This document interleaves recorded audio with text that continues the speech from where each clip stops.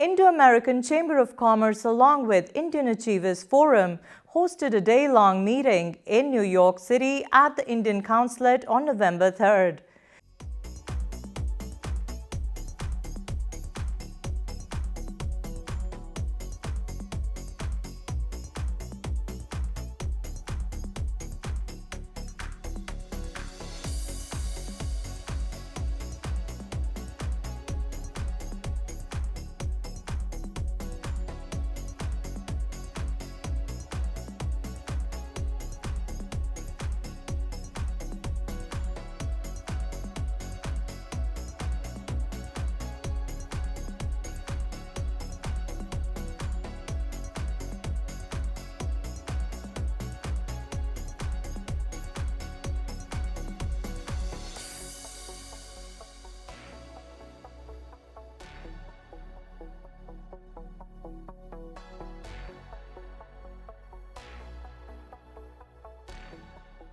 The business delegations from both countries discussed potential future collaborations.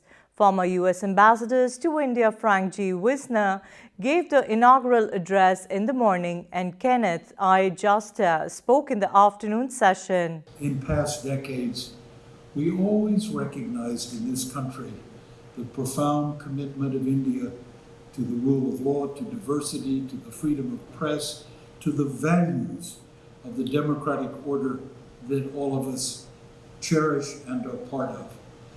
That order is under pressure today. We make no gains if we don't recognize, we make no recognition of reality if we don't speak to it. In this country, we're about to have an election, and it's an election of huge importance, even though it's a midterm, shaping towards another great contest in 2024. The American polity, to put it simply, is badly divided, and it's not going to come together easily. And the frictions that result in such ghastly events as a personal attack on the husband of our Speaker of the House of Representatives is just barely indicative of the depth of anger that is coursing through the poison in the society. But so too, I suggest, India needs to be very careful of the order of its own society, the way Indians live with each other, respect each other's cultures, traditions, histories, religious points of view. This matters not only for India's good order, but for the reputation India has on the world stage, and particularly for this relationship.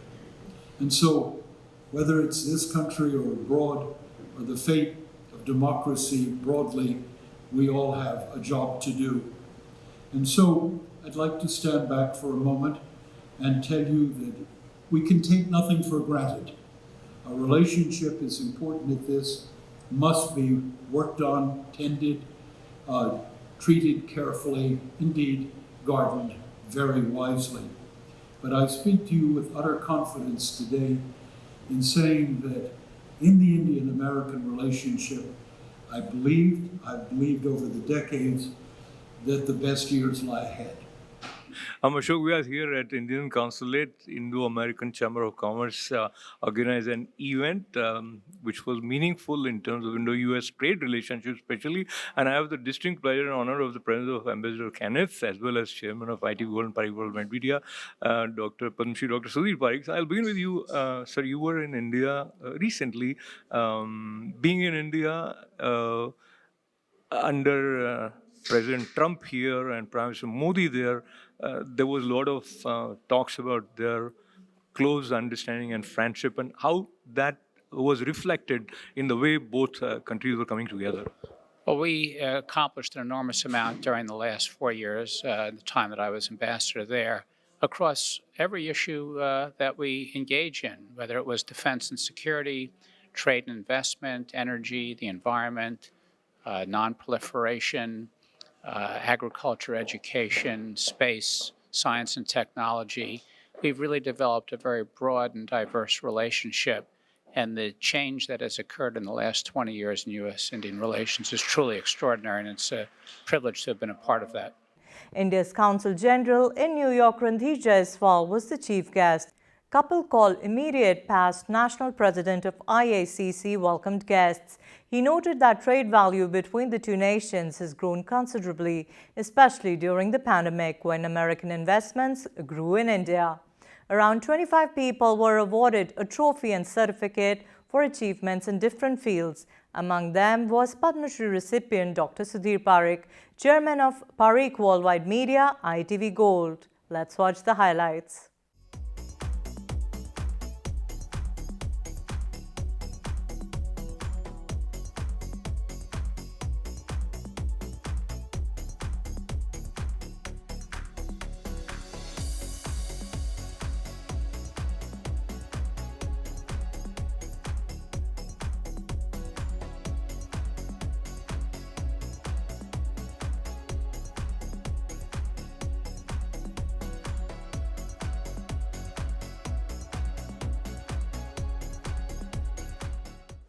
It's so delightful that we are back in this fashion. Last 2 years, we've been removed away from all our business stakeholders. All that we got was virtual, digital interaction, but we are so delighted that all the way from Kolkata, we have Indo-American Chamber of Commerce representatives here to boost, to propel India-US business ties. Thank you, Ambassador Wisner, for your very kind and warm words. And thank you, Mr. Kapil Kaul, or one of the speakers, for reminding that Indo-American Chamber of Commerce was started in 1968 when Ambassador Chester Bowles was there at the helm of affairs in India. At a time when we are celebrating not just India's 75 years of independence, but also 75 years of India-US diplomatic ties, it helps a little to deep into history and bring all those people, their commitment, their hard work to the present day work that we all doing. So thank you very much for that. Thank you, sir. Good morning, everybody.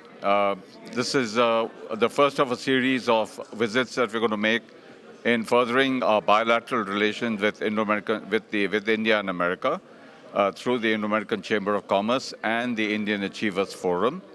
We are fortunate that we have with us many past ambassadors and consul generals present out here today who have brought us to this stage of proximity between India and America.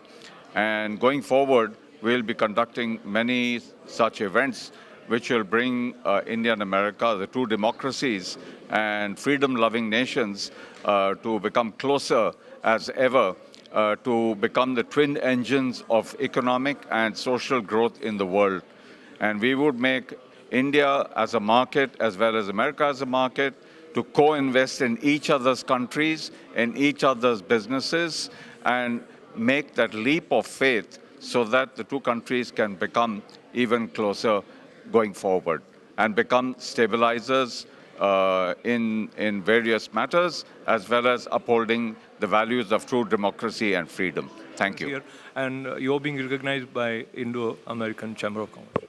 Well, I think it's a real privilege and pleasure to be with Ambassador Kenneth Jester. He was a great ambassador during the Trump administration. He has even brought President Trump to our Indian-American events in Houston. And it was a great event, and it showed the really exhibition of U.S.-India relation.